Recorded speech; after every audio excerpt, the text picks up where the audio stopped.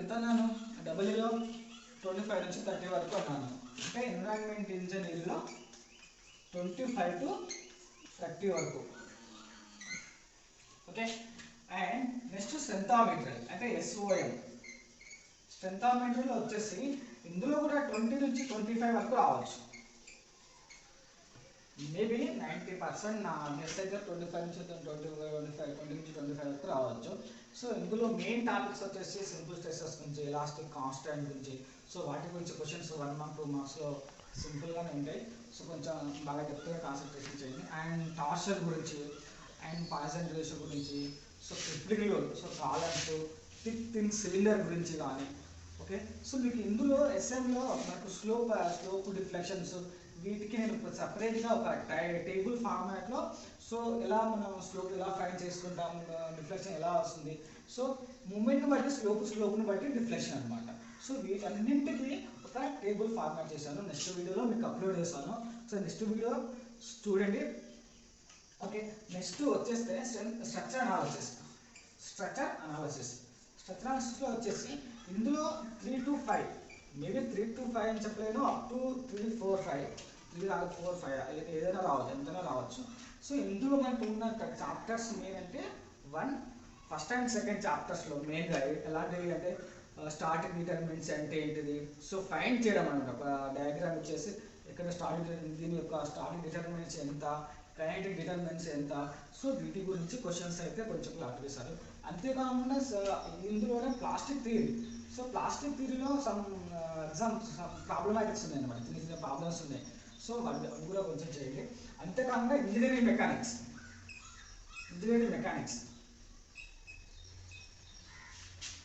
మెకానిక్స్లో మన BTech first ఇయర్లో ఉంటుంది సబ్జెక్టు. ఇందులో మహా అయితే 1 or 2 మార్క్స్, 1 or 2 క్వశ్చన్స్, దానికంటే ఎక్కువ రావు. సో పెద్దగా దానికోసం టైం వేస్ట్ చేసుకోలేదు. So leave it or as your wish. నేను లీవ్ ఇట్ వదిలిపెట్టమని చెప్పాను, మీ ఇష్టం అది. ఓకే. నెక్స్ట్ వచ్చేసి డిఎస్ఎస్ ఇది. So 1 or 2. Next DSS, design of steel structure. So design of steel స్ట్రక్చర్లో ఇందులో కూడా మా కొంచెం ఇంపార్టెంటే.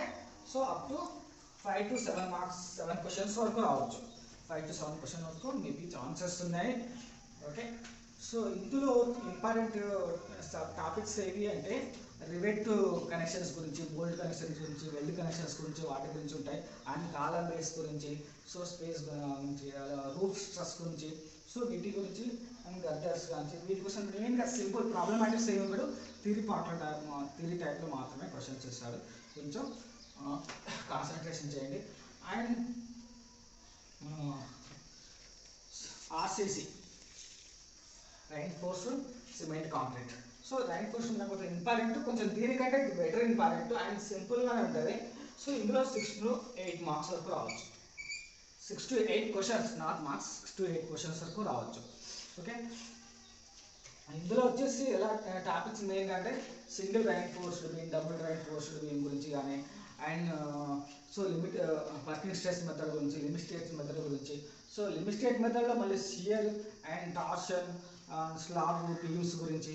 సో వీటికి పెద్దగా మీరు ప్రాబ్లమ్స్ 4, 5, 8 మార్క్స్ మనము బీటెక్లో చేసిన 7, 8 మార్క్స్కి దానికి అంతా డెప్త్గా లేదండి. స్మాల్గా ఈక్వేషన్ సమ్ ప్రాబ్లమాటిక్, చిన్న చిన్న ప్రాబ్లమ్స్ ఇస్తారు. సో వాటిని కాన్సన్ట్రేషన్ చేయండి. ఇందులో సో మెయిన్ టాపిక్ వచ్చేసి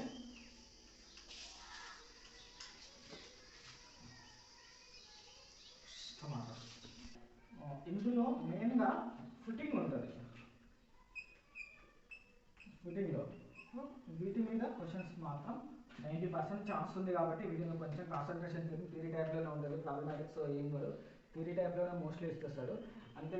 నెక్స్ట్ వచ్చేసి మనకు కాంక్రీట్ టెక్నాలజీ, సిటీ నుంచి ఎన్ని క్వశ్చన్స్ మేబీ రావచ్చు అంటే 3 to 5 వరకు రావచ్చు. అందులో మెయిన్గా సిమెంట్ అంటే types of cement, cement testing ఎలా ఉంటుంది, సెట్టింగ్ టైం ఎంత, సో వీటి గురించి, దాని యొక్క ప్రపోర్షన్స్ ఏంటివి cement, so a types of proportions మనం యూజ్ చేస్తాము.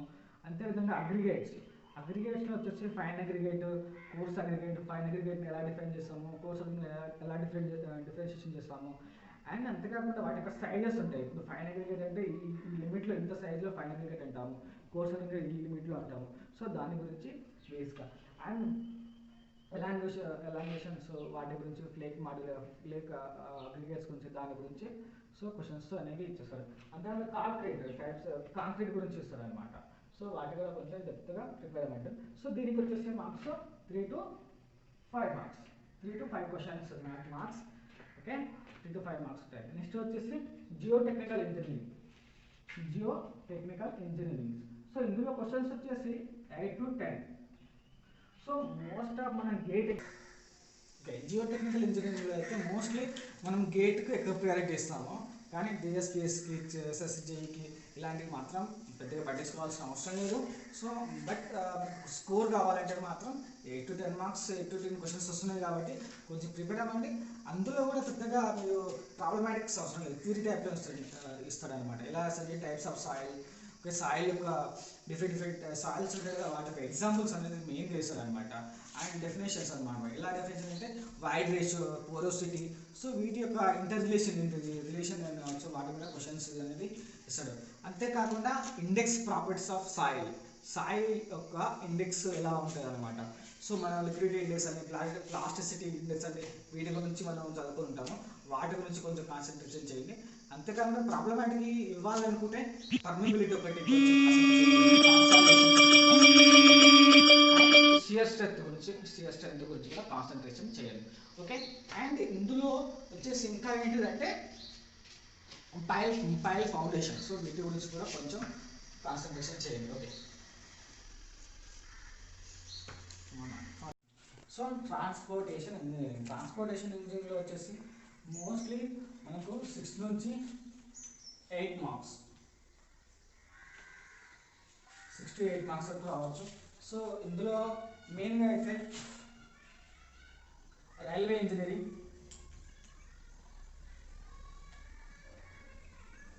And airport engineering.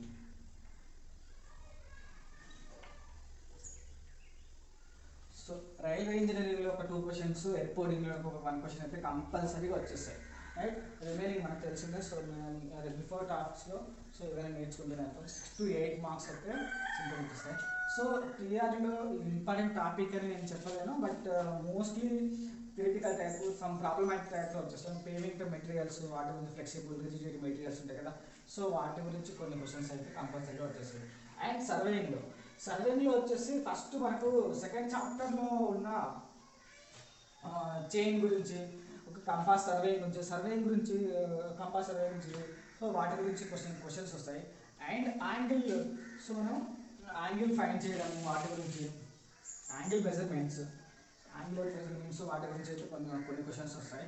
అండ్ దీని యొక్క వెయిటేజ్ వచ్చేసి ఎలా ఉంటుందంటే 5 to 6 క్వశ్చన్ వరకే వస్తాయి అన్నమాట. సో ఎక్కువగా రావు. ఓకే, నెక్స్ట్ వచ్చేసి బిల్డింగ్ మెటీరియల్స్. ఇది కూడా చాలా ఇంపార్టెంట్. మనం గేట్కు వాటికి పెద్దగా ప్రిపేర్ అవ్వగానే టీఎస్పీఎస్కి అయితే చాలా యూస్ఫుల్ అవుతుంది. అండ్ దీనికి వచ్చేసి 6 to 8 మార్క్స్, 6 to 8 క్వశ్చన్స్ వరకు రావచ్చు. ఓకే, 6 to 8 క్వశ్చన్స్ వరకు అయితే కంపల్సరీ వచ్చేసి. సో ఇందులో మనకి ఇంపార్టెంట్ టాపిక్స్ ఏవంటే టింబర్ గురించి అనమాట. అంటే సాఫ్ట్ టింబర్, ఎగ్జోజీనియస్, ఎండోజీనియస్ అంటే ఏంటిది, సో యాన్యులర్ రింగ్ అంటే ఏంటిది, అంటే ఒక ట్రీ యొక్క ఏజ్ ఫైండ్ చేయడానికి, అండ్ కార్బియం లేయర్ గురించి, సో వాటి గురించి కొన్ని క్వశ్చన్స్ వేస్తాడు. అండ్ బ్రిక్స్ గురించి అనమాట, టైప్స్ ఆఫ్ బ్రిక్స్, వాటి యొక్క ఫస్ట్ క్లాస్ ఎంత ఉండాలి, సెకండ్ క్లాస్ ఎంత ఉండాలి, ఎలా ఉంటుంది, సో వాటి గురించి ఇస్తాడు. అండ్ బ్రిక్ బాండింగ్ గురించి సమ్ ఇంపార్టెంట్ క్వశ్చన్స్ ఇస్తాడు. స్ట్రాంగెస్ట్ బాండింగ్ అని ఇలాంటి ఆ టైప్స్లో క్వశ్చన్స్ ఇస్తాడు అనమాట. అండ్ స్టోన్స్ గురించి ఇస్తాడు, క్లాసిఫికేషన్ ఆఫ్ స్టోన్స్, సో ఫిజికల్గా, కెమికల్గా, సో ఆ క్లాసిఫికేషన్ ఏంటిది అంటే వాటి గురించి కొన్ని క్వశ్చన్స్ అయితే కంపల్సరీ చేస్తాడు. సో అండ్ నెక్స్ట్ వస్తే ఎస్టిమేషన్ అండ్ కాస్టింగ్. మనం గేట్లో కానీ ఐఎస్లో కానీ పెద్దగా వాటిని పట్టించుకోవాలి. మరి సబ్జెక్టు మనకు ఎప్పుడు ఉంటుంది అంటే మేబీ బీటెక్ 4th ఇయర్లో కానీ, బీటెక్ 4th ఇయర్ ఫస్ట్ సెమిస్టర్లో కానీ, థర్డ్ ఇయర్ సెకండ్ సెమిస్టర్లో కానీ అన్నీ ఉంటాయి అన్నమాట. అండ్ అన్ని కాలేజీలకు ఎస్టిమేషన్ కాస్టింగ్ అన్నీ ఉండదు. డిప్లొమా అనేది చాలా ఇంపార్టెంట్. అది రీసెర్చ్ ఎగ్జామ్ రాసే వాళ్ళు కానీ, పీజీ సెట్ రాసే వాళ్ళు కానీ, సో వాళ్ళకి చాలా యూస్ఫుల్ అవుతుంది estimation casting. So estimation casting వచ్చేసి ఓకే 4 to 5 క్వశ్చన్స్ ఇస్తాను అనమాట. ఓకే 4 to 5 క్వశ్చన్స్ వరకు రావచ్చు. సో అందులో కూడా ఇంపార్టెంట్ టాపిక్ ఏమంటే ఎగ్జాంపుల్గా టైప్ ఆఫ్ ఎస్టిమేషన్ ఏంటిది, షెడ్యూల్ ఆఫ్ రేట్స్ ఏంటిది, ఓకే లీడ్ అంటే ఏంటిది, లిఫ్ట్ అంటే ఏంటిది, వాటి యొక్క డెఫినేషన్స్ అడుగుతుంది అనమాట. అంతేకాకుండా టైప్స్ ఆఫ్ కాంట్రాక్టర్ ఏంటిది, టెండర్స్ ఉంటుంది, సో టైప్స్ ఆఫ్ టెండర్స్ ఏంటిది వాటి గురించి అడుగుతాడు. అండ్ ఇందులో ఇంకొక టాపిక్ సబ్ టాపిక్స్ వచ్చేసి valuation. So valuation type of book value అంటే ఏంటిది, స్లేవేజ్ వాల్యూ అనేది, సింక్ వాల్యూ అంటే ఏంటిది దాని గురించి క్వశ్చన్స్ ఇస్తాడు. అండ్ డిప్రిషియేషన్ దాని గురించి ఒక చిన్న ప్రాబ్లమాటిక్స్ ఉంటుంది, ఒక చిన్న ప్రాబ్లం ఉంటుంది. సో మీకు ఇవ్వచ్చు ఇవ్వకపోవచ్చు, కొంచెం ప్రిపేర్ అవ్వండి.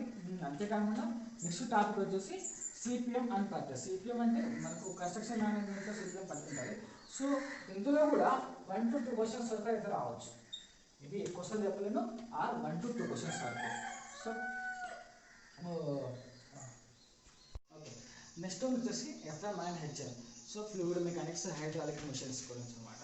సో ఇందులో వెయిటేజ్ వచ్చేసి 20 to 25 క్వశ్చన్స్ వరకు రావచ్చు. సో 20 to 25 అంటే ఇందులో వచ్చేసి హెచ్ఎంలో మెయిన్గా చాలా మనకు ఓపెన్ ఛానల్ అని ఉంటుంది, ఓపెన్ ఛానల్. సో వీటిలో మోస్ట్లీ ఒక 10 క్వశ్చన్స్ కవర్ చేస్తారు. And hydraulic machine, so turbines అన్నమాట, టర్బైన్స్ గురించి. ఓకే టర్బైన్స్లో క్వశ్చన్స్ అయితే ఇస్తాడు. ఓకే అండ్ ఎఫ్ఎంలో వచ్చేసి మెయిన్గా ప్రాపర్టీస్ ఆఫ్ ఫ్లూయిడ్స్ ఎలా ఉంటుంది, ప్రెజర్ మెజర్మెంట్, మనకు డయాగ్రామ్ చేసే వాటి మెజర్మెంట్స్, బయాన్సీ ఫోర్సెస్ గురించి, సో వాటి గురించి ఇస్తాడు.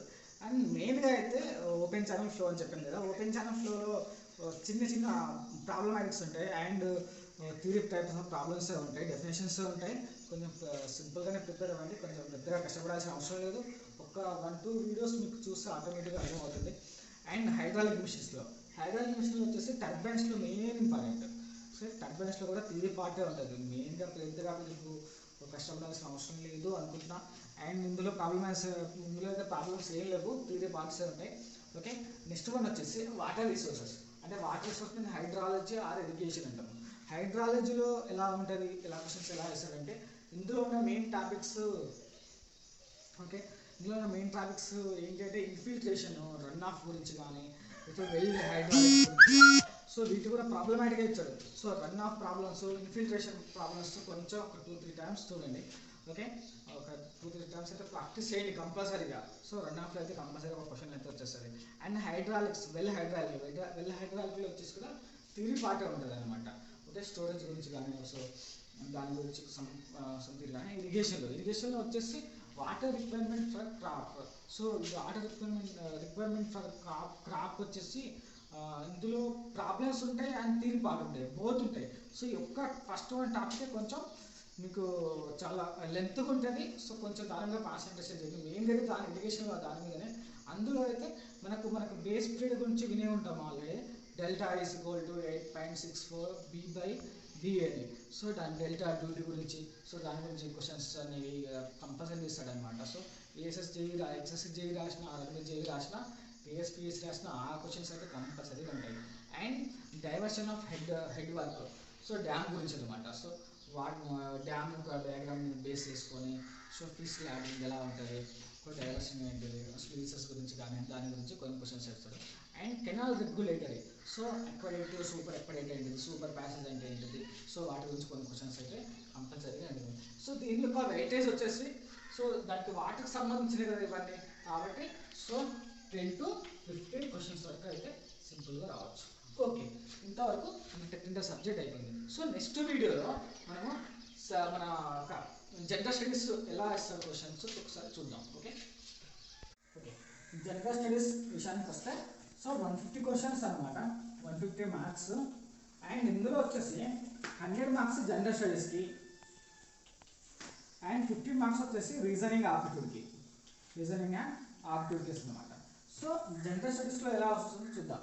ఓకే జనరల్ స్టడీస్లో 100 మార్క్స్లో 60 మార్క్స్ వరకు అయితే మన తెలంగాణ గురించి అయితే క్వశ్చన్స్ చాలా వరకు ఇస్తాం అనమాట. సో తెలంగాణలో ఎలా ఇస్తాడో ఒకసారి చూద్దాం. సో తెలంగాణలో వచ్చేసి ఎలా ఉంటుంది, శాతవాహనులు, సో మోడర్న్ హిస్టరీలో తీసుకుంటే శాతవాహనులు, కాకతీయుల గురించి, కుతుబ్ షాహీ గురించి అండ్ అసఫ్ జాహీల గురించి. సో వీటి గురించే మెయిన్గా ఈ 4 మాత్రమే ఫోకస్ అయ్యింది. సో మిగతా వాటి కొంచెం లైట్ తీసుకోండి. సో ప్రతి ఒక్కటి చదివేసి ఈ బుక్లు ఆ బుక్ చదివేసి టైం వేస్ట్ చేసుకోవడం కంటే సో ఈ 4 వరకు కొంచెం డెప్త్గా కాన్సన్ట్రేషన్ చేసి మెయిన్గా అయితే కాకతీయుల గురించి అండ్ కుతుబ్ షాల గురించి అయితే క్వశ్చన్ 1 to 3 క్వశ్చన్స్ అయితే రావచ్చు. మోస్ట్లీ 60% అంటే 60 మార్క్స్ వరకు మన తెలంగాణలోనే వస్తుంది అనమాట. సో అందులో కరెంట్ అఫైర్స్ ఉండొచ్చు, తెలంగాణ జాగ్రఫీ గురించి ఉండొచ్చు, తెలంగాణ ఎకనామిక్ గురించి ఉండొచ్చు.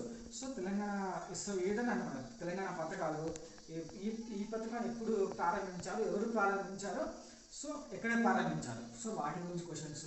అండ్ తెలంగాణ భాష గురించి, సో దానికి ఒక భాష ఇచ్చేసి సంథింగ్ తెలుగులో దానికి మీనింగ్ఫుల్ ఏంటి దాని గురించి. అండ్ తెలంగాణ రచయితల గురించి అన్నమాట. సో ఈ పాట ఎవరు రాశారు, ఈ గానం ఎవరు చేశారని ఇలాంటి గురించి. అండ్ పండుగల గురించి కానీ, సో ఈ మాసంలో ఈ పండుగ చేసుకుంటాం కదా, సో వాటి గురించి క్వశ్చన్స్ అని ఇస్తాడు. అండ్ తెలంగాణ కరెంట్ అఫైర్స్ అయితే కంపల్సరీ. అండ్ ఇంకా అబ్రివేషన్స్ కూడా వస్తుంది అనమాట. సో ఎలా అంటే అబ్రివేషన్స్ ఆన్ టీ ప్రైడ్ అనగా ఏంటిది, so tea pride, okay, TS TPC అంటే ఏంటిది, అండ్ టీ ఐడియా. సో వీటి యొక్క అబ్రివేషన్స్ ఎలా ఉంటాయి అన్నమాట. సో ఇది ఈ 3 కాదు చాలా ఉంటాయి. సో వీటి గురించి కూడా కొంచెం డెప్త్గా ప్రిపేర్ అవ్వండి. అండ్ తెలంగాణ ఎకనామిక్ పరంగా వస్తే తెలంగాణ సో బడ్జెట్ ఎలా అనమాట. సో ప్రతి ఒక్క మన బడ్జెట్లో అన్ని చదవాల్సిన అవసరం లేదు. సో ఈ కేటగిరీకి ఇది ఇచ్చారు, ఈ కేటగిరీకి ఇంత ఇచ్చారనమాట. సో ఇవన్నీ అనవసరం, టైం వేస్ట్ అనమాట. సో మెయిన్గా ఏంటంటే 2014లో, 2015లో అండ్ 2016, 17, 18, 19, 20 ఇలా. సో ఏ ఇయర్లో ఎంత బడ్జెట్ కేటాయించాలో దాని మీద కొంచెం కాన్సన్ట్రేషన్ చేయండి. అండ్ ఓకే, సో ఇంకా ఎలా వస్తుందంటే మన తెలంగాణ ఉద్యమం గురించి అనమాట, తెలంగాణ మూమెంట్. సో 1948 నుంచి 2014 వరకు అనమాట. సో 1948, 2014 నుంచి సో జరిగిన సన్నివేశాలు ఏంటి అంటే మెయిన్ అందులో ఉద్యమాలు ఎలా జరిగాయి, జేఏసీ కమిటీ ఎలా ఫామ్ అయింది, సో సెకండ్ సమ్మె ఎన్ని రోజుల వరకు జరిగింది. సో వీటి గురించి క్వశ్చన్స్ అయితే కంపల్సరీగా. అండ్ సింపుల్గా కొన్నిసార్లు అయితే కేసీఆర్ నిరాహార దీక్ష ఎప్పుడు విరమించారు అండ్ వాటి గురించి కొన్ని క్వశ్చన్స్. సో దాని క్వశ్చన్స్ అయితే క్లియర్ తెలంగాణ గురించి కొన్ని 60%, 60 మార్క్స్ కాబట్టి కొంచెం ఎక్కువ కాన్సన్ట్రేషన్ చేయండి. ఓకే, రిమైనింగ్ వచ్చేసి ఓకే 20 మార్క్స్కు మనం ఇండియన్ గురించి అనమాట. ఓకే, ఇండియన్ అంటే Indian geography, Indian history, Indian polity గురించి అండ్ ఇండియన్ గ్రామర్ గురించి. సో ఇందులో మెయిన్గా కాన్సన్ట్రేషన్ మీరు చేయాల్సిందంటే Indian geography and Indian polity గురించి అయితే కొంచెం కాన్సన్ట్రేషన్ చేయండి. ఇండియన్ హిస్టరీ అయితే ప్రతి ఒక్కటి చదవాల్సిన అవసరం లేదు. బట్ మోడర్న్ హిస్టరీ అనేది కొంచెం మన పార్ట్ ఉంటుంది కదా, ఆ పార్ట్ మీద కొంచెం కాన్సన్ట్రేషన్ చేయండి. సో ఈ సబ్జెక్ట్లో 5 మార్క్స్ వస్తాయని నేను గ్యారంటీగా ఇవ్వలేను. బట్ ప్రతి ఒక్క సబ్జెక్ట్లో మనకు అయితే కంపల్సరీగా వచ్చేస్తాయి. ఓకే, అండ్ సో ఇందులో 20 మార్క్స్ అనుకుంటే ఇంకో 20 మార్క్స్ ఉంటాయి కదా. సో ఇంకో 20 మార్క్స్ వచ్చేసి 10 మార్క్స్లో ఓకే, ఇందులో 10 మార్క్స్ వచ్చేసి ఎలా ఉంటాయి. సో జనరల్ సైన్స్ గురించి మనము 10th up to 10th class standard వరకు జనరల్ ఫిజిక్స్, కెమిస్ట్రీ అంటే జనరల్ సైన్స్ గురించి అనమాట. సో వీటి గురించి 10 మార్క్స్ వస్తుంటాయి. అండ్ 10 మార్క్స్ వచ్చేసి జనరల్ నాలెడ్జ్ గురించి సంథింగ్. సో ప్రపంచంలో పొడవైన నది ఏది, ప్రపంచంలో అతి చిన్న దేశం ఏది, ఎడారి అతిపెద్ద ఎడారి ఎక్కడ ఉంది. సో వీటి గురించి కొన్ని 10 మార్క్స్ వరకు అయితే ఇస్తుంది అనమాట. ఓకే, ఇది అప్పుడు సో 60, 20, 100 మార్క్స్ వరకు అయితే వీటి గురించి అయితే ఇస్తారు. సో నెక్స్ట్ వచ్చేసి 50 మార్క్స్ రీజనింగ్ ఆప్టిట్యూడ్ గురించి ఒకసారి చూద్దాం. ఓకే, ఇందులో 50 మార్క్స్ రీజనింగ్ ఆప్టిట్యూడ్. ఇందులో వచ్చేసి మనకు 10 మార్క్స్ ఇంగ్లీష్కి వెళ్తుంది అనమాట. సో 10 మార్క్స్ ఇంగ్లీష్కి. సో మన up to 10th class standard వరకు ఇంగ్లీష్ వస్తుంటాయి. సో నేను దీని గురించి పెద్దగా ఎక్స్ప్లెయిన్ చేయట్లేదు. నెక్స్ట్ వన్ వచ్చేసి రిమైనింగ్ 40 మార్క్స్ వచ్చేసి ఈ 40 మార్క్స్లో attribute data interpretation.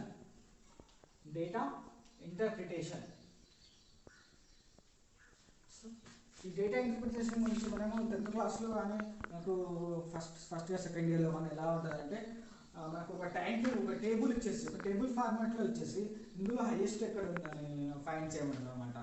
And pie chart ఇచ్చేసి అందులో పర్సంటేజ్ రిమైనింగ్ ఎంత పర్సంటేజ్ రావాలి, సో ఇంత పర్సంటేజ్ ఇచ్చి ఇంకొక టోటల్ పర్సంటేజ్ ఎంత చేయమని చెప్తాడు. ఇలాంటి కానీ లేకపోతే గ్రాఫ్ ఇస్తుంది. గ్రాఫ్ ఫార్మాట్లో ఇచ్చేసి క్వశ్చన్స్ అడుగుతుంది అనమాట. సో ఇవన్నీ ఈ క్వశ్చన్స్ ఇంటర్ప్రిటేషన్ అని ఒకసారి ఓపెన్ చేయండి, మీకు ఆటోమేటిక్గా తెలుస్తుంది మెయిన్ ఇంపార్టెంట్. అండ్ ఇందులో వచ్చేసి అప్ టు 5 మార్క్స్ అయితే కంపల్సరీగా ఇస్తారు డేటా వెరిఫికేషన్. 4 to 5 క్వశ్చన్స్ అయితే 100%, కాబట్టి 4 to 5 మార్క్స్ డేటా వెరిఫికేషన్ గురించి ఉంటారు. ఇంకా వచ్చేసి స్టేట్మెంట్ అండ్ ఆర్గ్యుమెంట్ దాని గురించి అనమాట. 5 మార్క్స్ స్టేట్మెంట్ ఆర్గ్యుమెంట్ గురించి అయితే ఒక 5 మార్క్స్, అండ్ స్టేట్మెంట్ కంక్లూజన్ గురించి 5 marks okay, and statement ascension గురించి. సో ఈ స్టేట్మెంట్ అండ్ దాన్ని బేస్ చేసుకొని ఒక 10 క్వశ్చన్స్ అయితే కంపల్సరీ, కాబట్టి దాని గురించి ఒక స్టేట్మెంట్ గురించి 10 క్వశ్చన్స్ కొంచెం ప్రిపేర్ అవ్వండి. ఓకే, ఇంకా రిమైనింగ్ వచ్చేసి మనకు ఇక్కడ 5, 10 అనుకున్నాము. సో 5, 10 + 15 అయిపోయింది. 40 ఇంకా 15 రిమైనింగ్ వచ్చేసి నెంబరింగ్ సిరీస్ అని, కోడింగ్ డీకోడింగ్ అని, బ్లడ్ రిలేషన్స్ గురించి కానీ, క్యూబ్స్ గురించి కానీ, కొన్ని డైరెక్షన్స్ ఇచ్చేసి ఫైండ్ చేయమన్నారు. సో ఇంత డిస్టెన్స్ ట్రావెల్ చేశారు అనమాట దాని గురించి. సో లేకపోతే ఆ డైరెక్షన్స్లోనే సో అతను స్టాండింగ్ ఏ డైరెక్షన్లో ఉన్నాడనమాట, సో దాని గురించి కానీ, అండ్ సీటింగ్ అరేంజ్మెంట్ క్వశ్చన్స్ అలాంటి క్వశ్చన్స్ కానీ, ర్యాంకింగ్ క్వశ్చన్స్ కానీ, అండ్ మిర్రర్ ఇమేజ్ క్వశ్చన్స్ కానీ క్వశ్చన్స్ ఇచ్చే అవకాశం